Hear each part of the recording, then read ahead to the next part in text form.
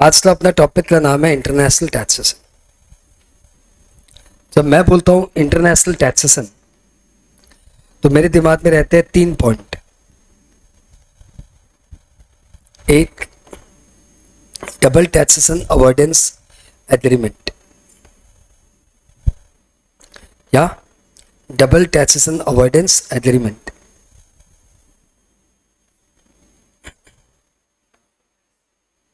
Main तो ये रहता भाई। एक बड़ा टॉपिक दिमाग में रहता है ट्रांसफर प्राइसिंग,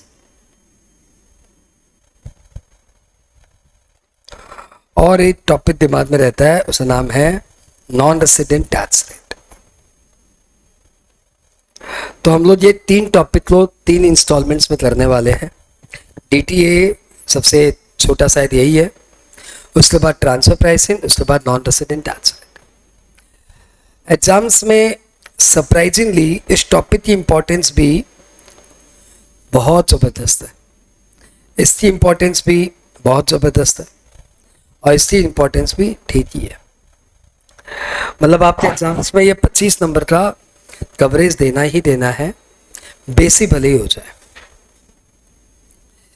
कई बार ये 2 क्वेश्चन आ जाते हैं, 4 और 3 7 नंबर के। कई बार इसको भर भर के क्वेश्चन दे देते हैं। तो 25 नंबर तो आना ही है, 30 नंबर का भी आ सकता है। शुरू करें। Double taxation avoidance agreement.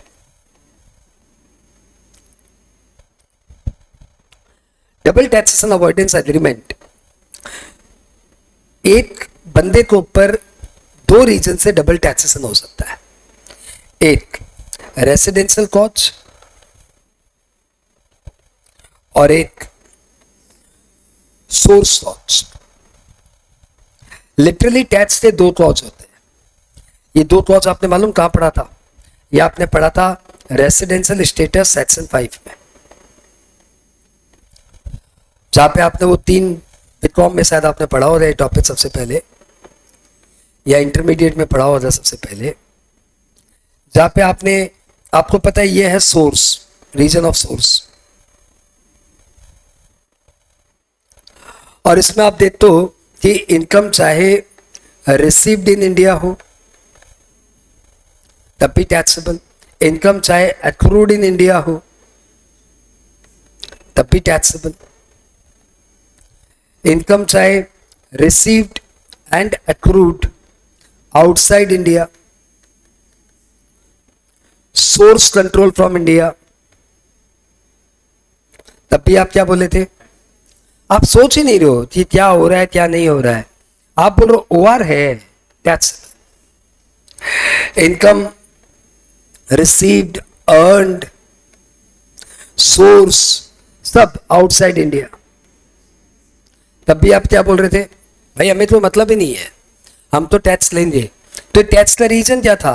ये टैक्स का रीजन था भाई तुम्हारा रेसिडेंशियल स्टेटस, तुम इंडिया के हो, इंडिया में टैक्स देना पड़ेगा। तो ये बंदा बोला ठीक है मैं तो रेसिडेंशियल स्टेटस में नहीं हूं, मेरे से मत लो। तो इसको बोलते हैं income received in India taxable, income earned in India taxable. तो बोला क्यों, मेरे से क्यों? बोलता है सोर्स। तो यहां पे सोर्स क्लॉज के कारण टैक्स लग गया, और यहां पे स्टेटस के कारण टैक्स लग गया। और ये वो बंदे हैं जिसका देखो सोर्स भी बाहर है और स्टेटस भी बाहर है। नॉन रेसिडेंट है, स्टेटस इंडिया का नहीं है, और इनकम अर्न इन इंडिया नहीं है, रिसीव्ड इन इंडिया नहीं है। इसलिए इन दोनों केसेस में हमने टैक्स नहीं लिया। यानी टैक्स लेने का बेसिकली 2 फंडा है जो सेक्शन 5 आपको सिखाता है। Income earn in India, received in India, तो बोलेंगे सोर्स इन इंडिया, और सोर्स इन इंडिया है तो टैक्स लेंगे लेंगे लेंगे इररिस्पेक्टिव ऑफ स्टेटस। और यदि स्टेटस इंडिया का है तो इररिस्पेक्टिव ऑफ सोर्स टैक्स लेते हैं। तो लिटरली टैक्स के 2 क्लॉज होते हैं, एक स्टेटस क्लॉज, दूसरा सोर्स क्लॉज। इसलिए कई बार ऐसा ओवरलैप हो जाता है कि एक कंट्री में आपका टैक्स लग गया बिकॉज ऑफ सोर्स, एंड दूसरी कंट्री में आपका टैक्स लग गया because of status. This clause is कि एक कंट्री में आपका टैक्स लग गया बिकॉज ऑफ सोर्स, और दूसरी कंट्री में आपका टैक्स लग गया because of status. And here the question of double taxation arise. Here the question of double taxation arise.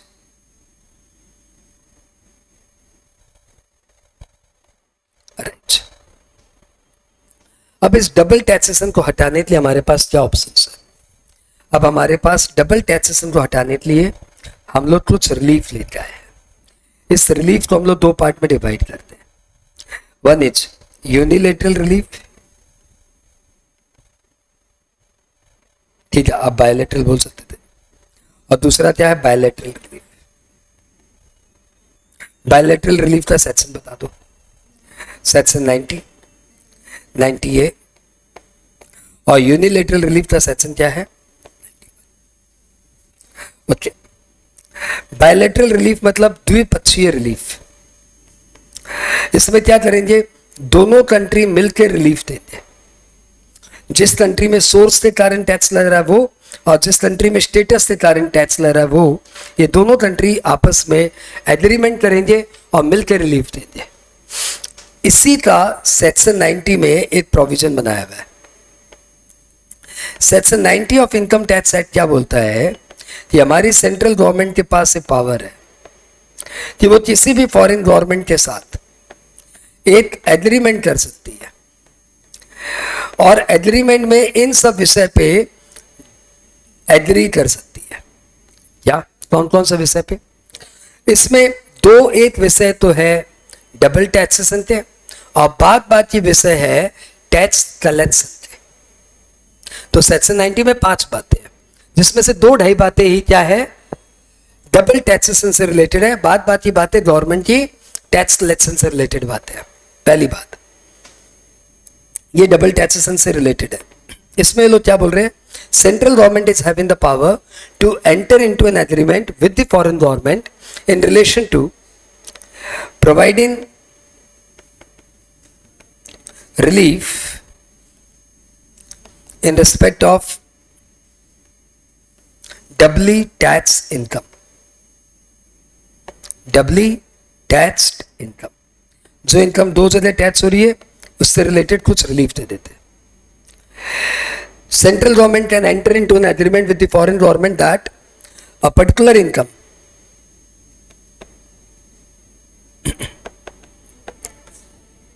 shall either be taxed. क्या बात, तुझे तो लैंग्वेज भी याद है. either be taxed in India or outside India. यहां पे देखो किस तरह की बात हो रही है. यहां पे बात हो रही है हम रिलीफ देंगे, और यहां पे क्या बोल रहे हैं? हम एग्जम्पशन दे देंगे. तुम टैक्स करो, हम एग्जम करते हैं, हम टैक्स लेते, तुम एग्जम्पशन दो.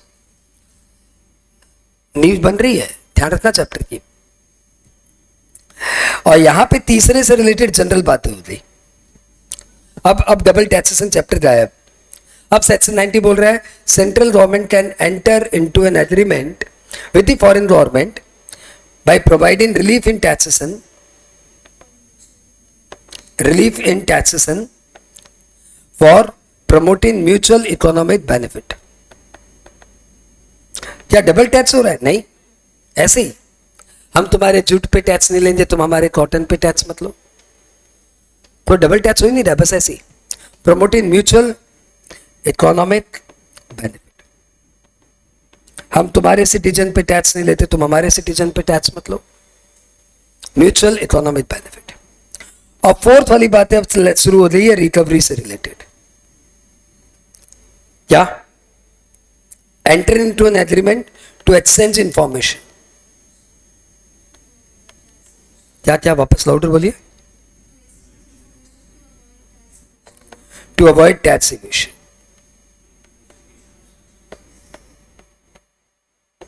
और 5वां क्या है? For recovery of tax. तो ये लास्ट के 2 पॉइंट रिकवरी से, ये पॉइंट जनरल है. सिर्फ पहले 2 पॉइंट है वो डबल टैक्सेशन पे है, लेकिन जब सेक्शन 90 बायलैटरल रिलीफ के ऊपर शॉर्ट नोट आता है तो 5 पॉइंट लिखने चाहिए. लेकिन समझने के लिए समझना चाहिए कि डीटीए से सिर्फ 2 ही पॉइंट रिलेटेड है. आगे बढ़े. अब यहां पे क्या बायलैटरल रिलीफ की नींव खुद गई कि बायलैटरल रिलीफ में सेंट्रल गवर्नमेंट आपको दो तरह की रिलीफ दे सकता है, एक टैक्स में रिबेट और एक टैक्स में एग्जम्पशंस।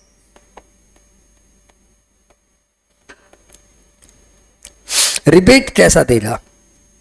रिबेट वो जनरली ये देता है कि तुम्हारी फॉरेन की इनकम हमारे इंडिया में टैक्सेबल, तुम्हारी फॉरेन की इनकम हमारे इंडिया में टैक्सेबल। क्लियर? बस जितना तुमने फॉरेन में टैक्स दिया है उतना यहां पे माइनस कर दो, है ना? Tax paid in foreign country या tax liability in foreign country और tax liability in India,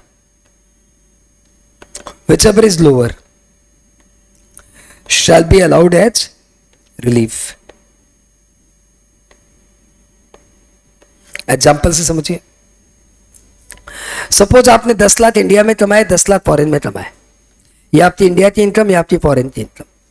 India में आपने फॉरेन में आपने इसके ऊपर 2 लाख का टैक्स दिया, तो हम बोलेंगे ठीक है कोई मतलब नहीं है, पहले हम आपकी दोनों इनकम जोड़ के टैक्स निकालते हैं। तो आपकी टोटल इनकम हो गई 20 लाख और 20 लाख पे टैक्स लायबिलिटी हो गया सब जोड़ जाड़ के कितना? सपोज सिटीजन ऑफ इंडिया है, मतलब इंडिविजुअल है, तो 10 लाख पे 1 बार 500 और 10 लाख पे 30%, 4 बार 500, 4 बार 500 पे सेस लगा लो के 429। ठीक है, इसमें जितना तुमने फॉरेन में टैक्स दिया है वो माइनस कर देते हैं।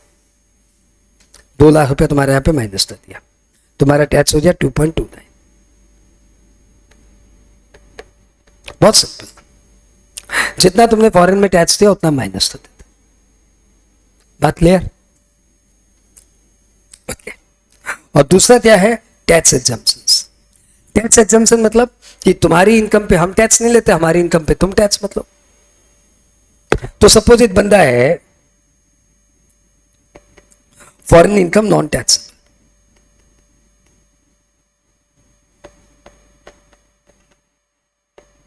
सिंपल, लेकिन इतना भी सिंपल नहीं जितना आप सोच रहे हो। आप सोच रहे हो फॉरेन की इनकम पे टैक्स नहीं लगेगा, नहीं, ऐसा नहीं है। Foreign income non taxable but includable in income, includable in total I for tax rate purpose. समझे क्या? अरे समझे क्या? समझाता हूं। सपोज आपकी इंडिया में इनकम 10 लाख, फॉरेन में income 10 lakh. Obviously foreign income non taxable. इसका मतलब ये नहीं कि आप 10 लाख पे 1,12,500 टैक्स दे दो, नहीं नहीं, ऐसा नहीं है। Not like this, not like this. हमारे यहां कैसे होगा? आपकी इंडिया की इनकम कितनी, फॉरेन की इनकम कितनी? बोला 10 लाख, 10 लाख। तो हमने बोला ठीक है, आपकी टोटल इनकम हम एक बार मानेंगे, वैसे टोटल इनकम 10 लाख है, लेकिन हम एक बार आपकी टोटल इनकम मानेंगे 20 लाख और 20 लाख पे हम आपका टैक्स निकालेंगे, आएगा 4,29,000। अब हम आपका एवरेज रेट ऑफ टैक्स निकालेंगे, 4,29,000 डिवाइडेड बाई 20 लाख इंटू 100। बताओ कितना हुआ ये? अरे बताओ कितना हुआ? 21.45%, 21.45%। हाँ, अब तुम्हारी ये जो फॉरेन इंडिया की इनकम है 10 लाख, इसके ऊपर 21.45% टैक्स लेते हैं। तो जहां तुम 1,12,500 सोच रहे थे, वहां पे टैक्स लग गया 2,14,500। ये आपकी टैक्स। हमारी बात भी रह गई, कौन सी बात? हमने बोला था ना हम आपसे फॉरेन इनकम पे टैक्स नहीं लेंगे, वो बात रह गया। लेकिन साथ ही साथ हमने आपसे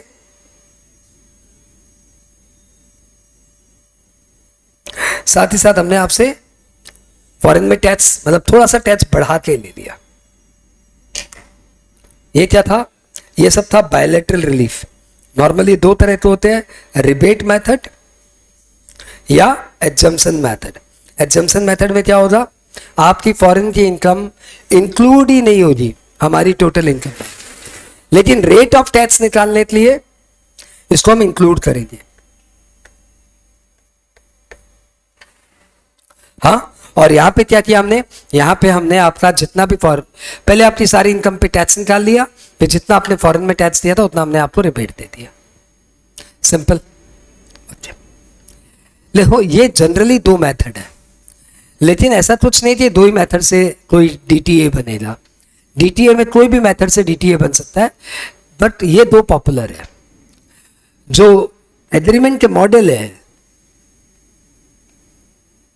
वो तीन तरह के मॉडल हो गए।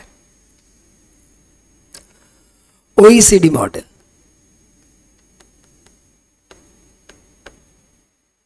यूके मॉडल और USA model.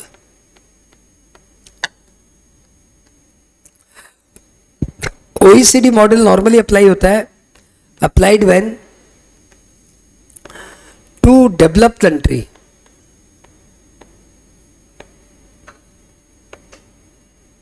Enter into agreement,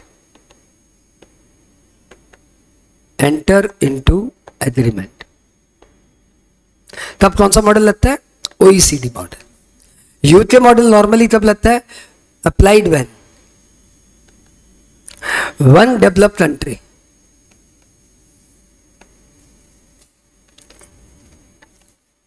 enter into agreement with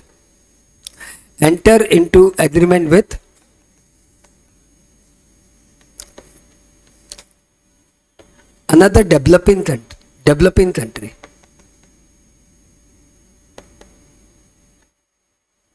another developing country। तो दोनों डेवलप्ड है तब तो OECD, अदरवाइज यूके मॉडल। और यूएस मॉडल जैसा नाम बता रहा वैसा ही है, when USA is one of the party, यानी यूएसए के साथ कोई भी जब एग्रीमेंट करेगा तो यूएसए बोलेगा भाई मेरा अपना मॉडल है, हम विश्व का बादशाह है, तो जिनको मेरे साथ एग्रीमेंट करना है उनको मेरे वाले मॉडल में आना पड़ेगा। ठीक है भाई, तुम ही बादशाह सही। तीन मॉडल, ठीक है। ये क्या था, ये था बायलैटरल रिलीफ, और ये सेक्शन क्या था, सेक्शन 90। सेक्शन 90, सेक्शन 90A 90 का जुड़वा भाई है। सेक्शन 90A कहता है कि जो एग्रीमेंट सेक्शन 90 में कहा गया है कि इंडियन गवर्नमेंट फॉरेन गवर्नमेंट के साथ मिलकर एग्रीमेंट कर सकती है। अच्छा, इंडियन गवर्नमेंट मतलब सिर्फ central government, central government foreign government के साथ मिलकर एग्रीमेंट कर सकती है, लेकिन दो गवर्नमेंट का आपस में मिलना काफी बड़ा मामला हो जाएगा। यदि छोटे मोटे एग्रीमेंट करने हो, छोटे मोटे मुद्दे पे अमेंडमेंट करना हो, तो वाई द टू गवर्नमेंट। तो यहां पे बोला गया है association of person authorized by central government can enter into an agreement with association of person authorized by foreign government। तो इनका एक कमिटी आ जाएगी, इनकी एक कमिटी आ जाएगी, वो कमिटी भी आपस में एग्रीमेंट कर सकती है और वो एग्रीमेंट भी बाइंडिंग होगा। तो जो सेक्शन 90 में सेंट्रल गवर्नमेंट के पास है वो 90A में डेलीगेटेड होते एओपी के पास है। कौन सी AOP, authorise by central government. ठीक है, अब 90 हो या 90A हो, बात एक ही हो रही है, दो गवर्नमेंट मिलकर एग्रीमेंट कर रही है। ध्यान रखिएगा इस एग्रीमेंट की वैलिडिटी, ये agreement is over ruling IT act. IT act यानी यदि कोई प्रोविजंस आईटी एक्ट में कुछ और दिया हुआ है और डबल टैक्सेशन अवॉइडेंस एग्रीमेंट में कुछ और दिया हुआ है, तो obviously DTAA will overrule IT act. क्योंकि ये तो ओवर रूल करेगा ही। आईटी एक्ट बोलेगा कंपनी पे 30, फॉरेन कंपनी पे 40% टैक्स लगेगा, तो ये तो रिलीफ देने के लिए बोलेगा नहीं, फॉरेन कंपनी पे 22% टैक्स लगेगा। यदि ऐसा बोला जाता है तो ऑब्वियसली यही चलेगा, ये तेरे रिलीफ दे रहा है, उसका ऑब्जेक्ट ही है ये रिलीफ देना। लेकिन सपोज किसी कारण से IT Act is more beneficial than DTA.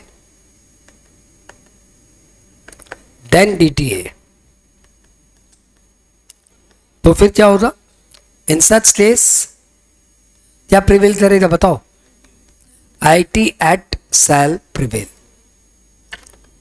सब साथ में ही हो. एक एग्जाम्पल से करें, एग्जाम्पल बाद में लेते चलो. अब आइए सेक्शन 91. इसका नाम क्या है? Unilateral relief. ये कब लगता है? ये लगता है when there is no treaty between two countries. जब उस मुद्दे पे दोनों कंट्री के बीच में कोई ट्रेटी नहीं हो, बिटवीन टू कंट्रीज. अब बताओ क्या करें? अब कोई एग्रीमेंट नहीं हो पा रहा है, इसका मतलब ये थोड़ी है डबल टैक्स कर देंगे. यदि कोई एग्रीमेंट नहीं है तो रेसिडेंट इन इंडिया को हम रिलीफ देंगे, इंडिया वाले रिलीफ देंगे, और नॉन रेसिडेंट इन इंडिया को वो जाने, उनका काम जाने. India will not provide relief. हमें तो अपना पता है, we will not provide relief. इसका मतलब ये जो 91 वाला रिलीफ है, ये किसके ऊपर एप्लीकेबल होगा? Applicable to resident in India. और ये रिलीफ क्या बोलता है? Relief shall be minimum of 2. Relief shall be minimum of 2. क्या? Number A, doubly tax income into average rate of tax in foreign country and doubly tax income into average rate of tax in India. इन दोनों में से जो lower है उतने का हम आपको रिलीफ दे देंगे. बात खत्म हो गई. ये कब एप्लीकेबल है? This is applicable when you are resident in India, when there is no treaty with the foreign country. यदि सब क्लियर है तो एक एग्जाम्पल लीजिए. यदि सब क्लियर है तो एक एग्जाम्पल लीजिए. Illustration. Mister A, ordinarily resident in India. देखो जब DTA के सम्स आते हैं ना तो 50-50% प्रोबेबिलिटी है, 90 से भी आ सकता है, 91 से भी आ सकता है. यदि आप ज्यादा वेटेज देने के बोलेंगे तो 91 का हल्का सा ज्यादा वेटेज है. और जब ये सम्स आते हैं ना तो हल्का सा इसमें डिडक्शंस वाला टॉपिक मिक्स करके वो लोग का पूछने का हैबिट है. ठीक है? तो mister A, ordinarily resident in India, has furnished you following detail.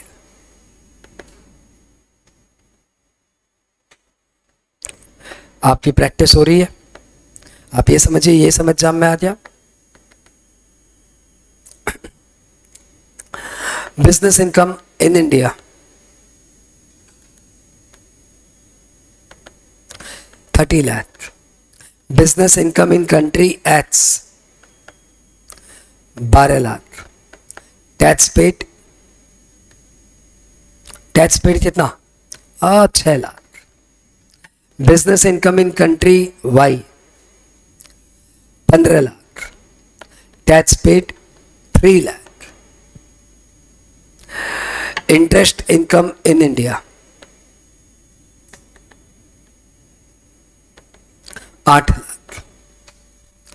आपको क्या दिया हुआ है? Life insurance premium paid 2 lakh. Medical insurance premium paid 1 lakh for himself.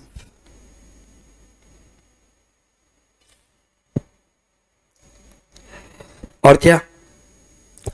He has handicapped child. ऐसे 2-3 डिडक्शंस का आइटम डाल के फिर लो सम्स बनाएगा. Find tax liability. ठीक है? Assume no treaty with country X and Y.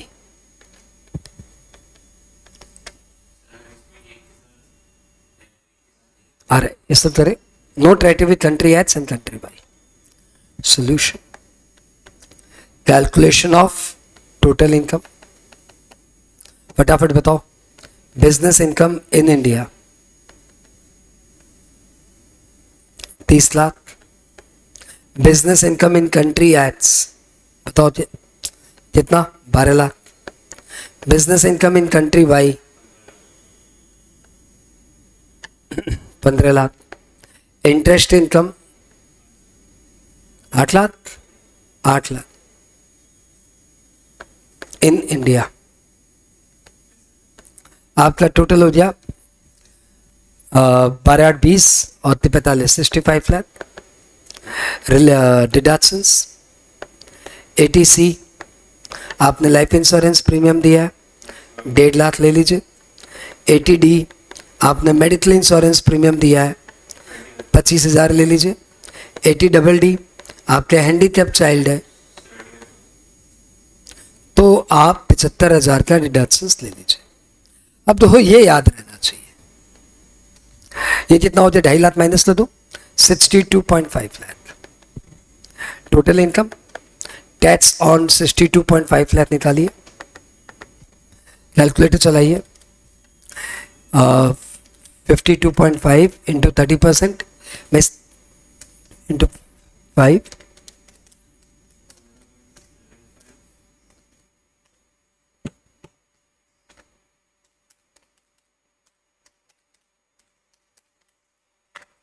ये आ गया 19,30,500. कंफर्म करिए.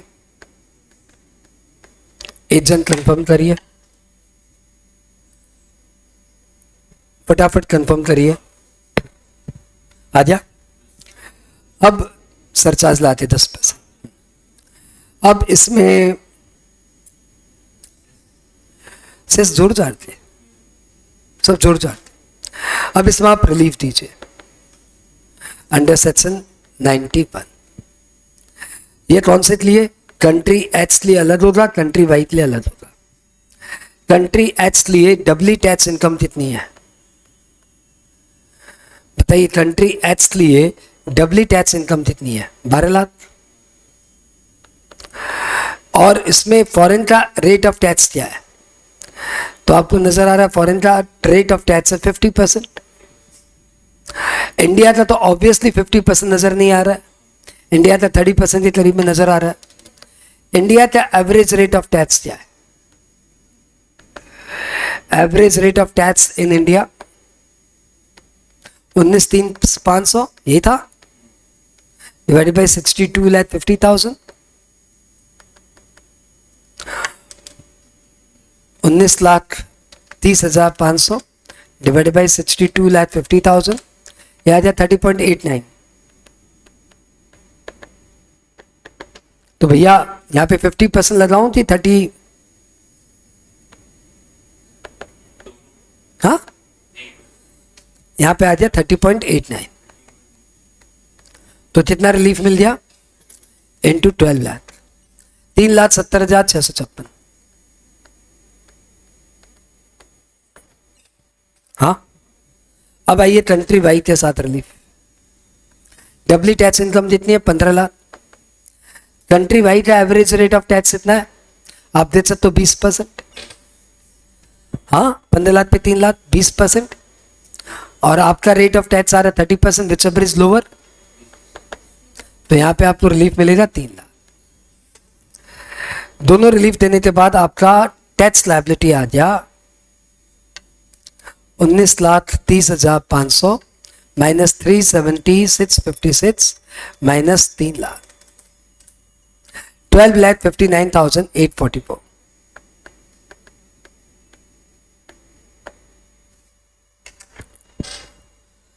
हाँ बहुत अच्छी बात.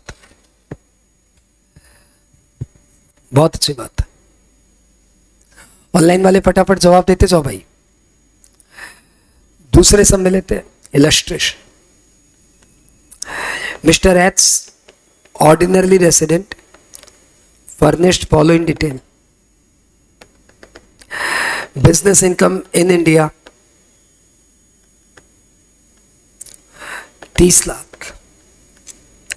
Business income in country X 6 lakh, royalty income in country X 5 lakh रुपए, tax paid in country X कितना, 6 5 11 दूनी 22, 2.2 लाख, 3.3 लाख, 3,30,000, ठीक है। Royalty for books, okay. आपको क्या पूछा जा रहा है, fine tax liability, obviously relief देता है। There is no treaty with country acts,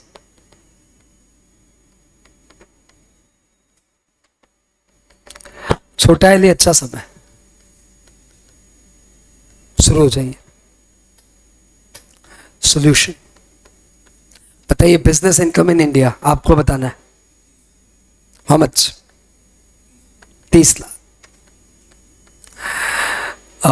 business income in country acts 6 lakh, royalty income in country acts 5 lakh, data बताइए 41 लाख। कोई चैप्टर 6 से का डिडक्शंस मिलेगा तो वो बताइए। 82 बी, क्योंकि आप ऑथर हो, आपने किताबें लिखी है, आप रेसिडेंट इन इंडिया हो, तो आपको 3 लाख तक का डिडक्शंस मिल जाएगा। अब आपकी टैक्सेबल इनकम हो गई 38 लाख। अब 38 लाख पे फटाफट टैक्स निकाल दो।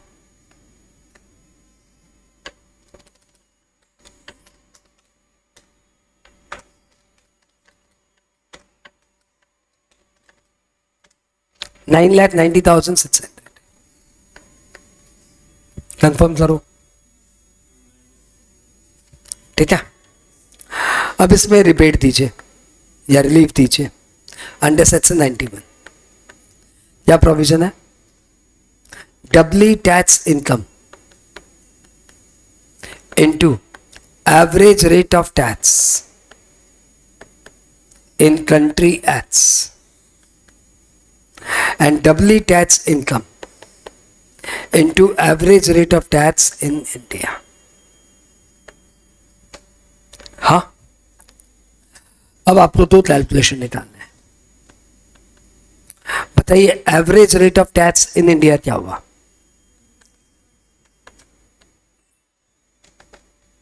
9,90,600 डिवाइडेड बाई आपकी टोटल इनकम 38 लाख 20, और average rate of tax in foreign country बताओ,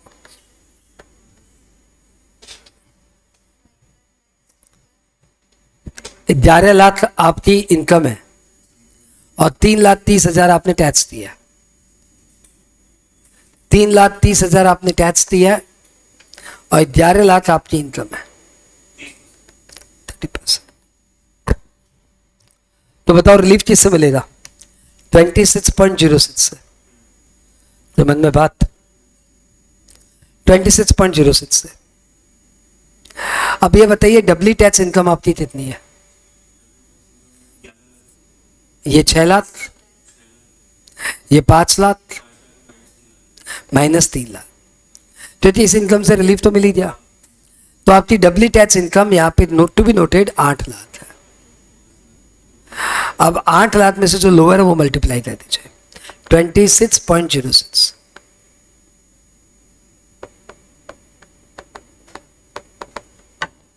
बस ये इसका टर्निंग पॉइंट था कि आप इसका 8 लाख लेते हो या नहीं लेते हो। अच्छा ये क्या था, फॉरेन कंट्री है, चल ये तो ये 30 कर देते, दिस और this which ever is lower, तो लोअर तो हो गया 8 लाख इंटू 26.06%, 2,08,480 और ये रही आपकी टैक्स बनेगी। 9,90,600, 782, 180। किसी के मन में कोई डाउट आया तो पूछो, बहुत ही वाइटल सम था।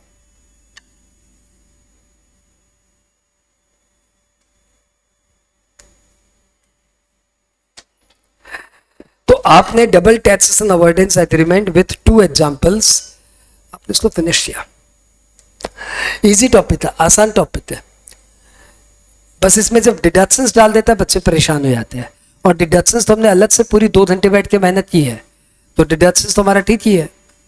डिडक्शंस खराब है तो आप इसमें फंस जाएंगे, और ये टैक्स निकालने में आप देरी करते हो, ये टैक्स लायबिलिटी आपका 990, 600, ये सब आने में आपको टाइम लग जाती है, तो आप परेशानी में फंस जाओगे। हमने अभी अभी किया डबल टैक्सेशन अवॉइडेंस एग्रीमेंट। मुझे लगता है कोई बच्चा इस 5 मिनट के ऑडियो को सुन लेगा तो उसका एक बार एग्जाम हॉल में ये टॉपिक हैंडल हो जाएगा। डबल टैक्सेशन अवॉइडेंस एग्रीमेंट 2 तरह के होते हैं, बायलैटरल रिलीफ और एक unilateral relief. Bilateral relief is govern by section 90। उसमें थ्योरी या 5 पॉइंट है कि central government is having the power to enter into an agreement with the foreign government in respect of, number 1, if an income is taxed in India as well as in foreign country, then we can enter into an agreement to provide some relief in taxes. Number 2, we can enter into an agreement that a particular income shall either be taxed in India or in foreign country. Number 3, we can provide some relief in taxation to promote mutual economic relationship. Number 4, we can enter into an agreement to exchange information for avoidance of tax evasion. We can enter into an agreement for exchanging information with an intention to quick recovery of tax. ये central government agreement कर सकता है। अच्छा, similar provision section 90A में भी है। यही 5 तरह के एग्रीमेंट सेंट्रल गवर्नमेंट द्वारा ऑथोराइज एक एओपी फॉरेन गवर्नमेंट द्वारा ऑथोराइज एक एओपी के साथ कर सकता है। और ये दोनों तरह के एग्रीमेंट, 90th एग्रीमेंट या 90A एग्रीमेंट, ये इनकम टैक्स को सुपरसीड करेंगे। लेकिन यदि इनकम टैक्स इससे ज्यादा बेनिफिशियल हो गया, देन रूल मोर बेनिफिशियल। जो प्रोविजन ज्यादा बेनिफिशियल होगा that will rule over. Bilateral relief के बाद आइए, अच्छा बायलैटरल रिलीफ में जो सम्स आएगा ना, वो सम्स 2 तरह की रिलीफ देता हुआ नजर आएगा। एक तो एग्जम्पशंस मेथड और दूसरा रिबेट मेथड। रिबेट मेथड में बहुत 91 जैसा ही है कि जितना आपने फॉरेन में टैक्स दिया है और जितना आपका इंडिया में टैक्स होता है, विच एवर इज लोअर, उतने का आपको हम रिबेट दे देंगे। ये क्या हुआ? Rebate method. दूसरा मेथड क्या है? वो मेथड है एग्जम्पशंस मेथड। उसमें हम लोग कहते हैं कि फॉरेन की इनकम इंडिया में टैक्सेबल इनकम करते समय काउंट नहीं होगी क्योंकि वो इनकम एग्जम्प्टेड है, लेकिन रेट ऑफ टैक्स निकालते समय उस फॉरेन की इनकम को कंसिडर किया जाएगा। तो इस केस में क्या होगा? आप 2 बार इनकम निकालेंगे। एक बार जो निकालेंगे वो होगी आपकी टैक्सेबल इनकम, और एक बार जो आप निकालेंगे वो होगी आपकी मेमोरेंडम टैक्सेबल इनकम। मतलब वो वर्किंग की टैक्सेबल इनकम है, वो वास्तव में आपकी टैक्सेबल इनकम नहीं है। वो आप इसलिए निकाल रहे हो क्योंकि आपको रेट ऑफ टैक्स निकालना है। फिर वहां से आप मेमोरेंडम टोटल इनकम से आप रेट ऑफ टैक्स निकालेंगे, वहां से आप एवरेज रेट ऑफ टैक्स निकालेंगे, वो एवरेज रेट ऑफ टैक्स आप अपनी टोटल इनकम पे अप्लाई करेंगे। बात क्लियर? यूनिलेटरल रिलीफ 3 बातें हैं। It is applicable to resident in India, भले वो OR हो या NOR हो। दूसरा, इसमें there must not be any treaty with the foreign government, तभी ये प्रोविजन अप्लाई होगा। यानी section 90 and 91 are mutually exclusive, 90 है तो 91 हो ही नहीं सकता। और तीसरा क्या कि relief shall be minimum of the 2, doubly tax income into average rate of tax in foreign country और doubly tax income into average rate of tax in India. इन दोनों में से जो लोअर होगा उतना आपको रिलीफ मिल जाएगा। ओवर।